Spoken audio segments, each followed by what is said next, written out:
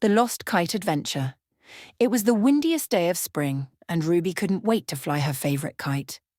It was bright red with golden stars and a long, swirly tail that fluttered like a dancing ribbon.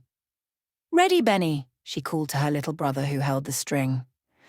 "Let's make it fly all the way to the clouds," Benny cheered. The kite soared into the sky, spinning and twirling above the meadow. Ruby laughed as the wind tugged at it, strong and playful. But suddenly, whoosh!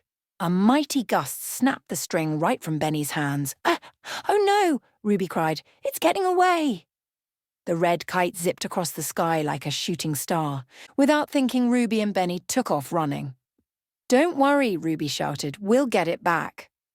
They raced through the tall grass and into the forest. The trees swayed, leaves swirling around them. Just as they were about to give up, a rustle came from the bushes. Out popped a curious raccoon. "Looking for something?" he asked. "Our kite flew away," Benny puffed. "I saw it go that way," the raccoon said, pointing his paw. "Past the river. Want help?" "Yes, please," Ruby nodded.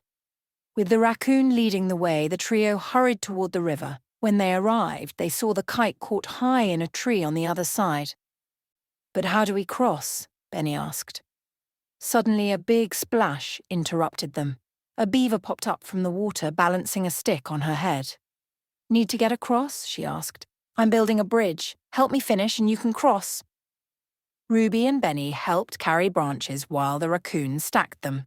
Before long, a sturdy bridge stretched over the river.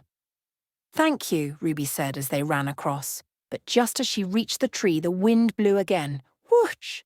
And the kite flew free. "There it goes!" Benny yelled, pointing as it soared up and away toward the mountains. They hurried on, following the kite's path. The forest thinned and the air grew colder. Ruby's legs ached, but she wouldn't give up. At the foot of the mountain, a shadow passed overhead. They looked up to see a large owl circling. "Are you chasing that red kite?" the owl hooted as he landed on a branch. "Yes," Ruby called. "It floated past the cliffs. I'll guide you to the top," the owl offered. They climbed and climbed, their new owl friend gliding overhead. The path twisted and turned, but finally they reached the top.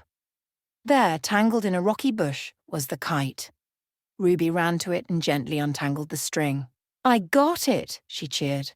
But then she looked around and gasped. From the top of the mountain, she could see everything: the forests, the river, the meadows below. The wind tugged gently at the kite as if asking for one last flight. "Let's fly it here," Ruby said, handing the string to Benny. The red kite soared higher than ever before, twirling in the sky. The owl hooted, the raccoon clapped his paws, and the beaver waved from below. When the sun began to set, the wind calmed and Ruby reeled the kite back in.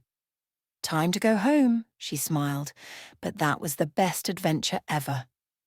As they hiked down the mountain, the kite tucked safely under her arm, Ruby knew she'd always remember the day the wind carried her favourite kite, and her and Benny, on an unforgettable journey.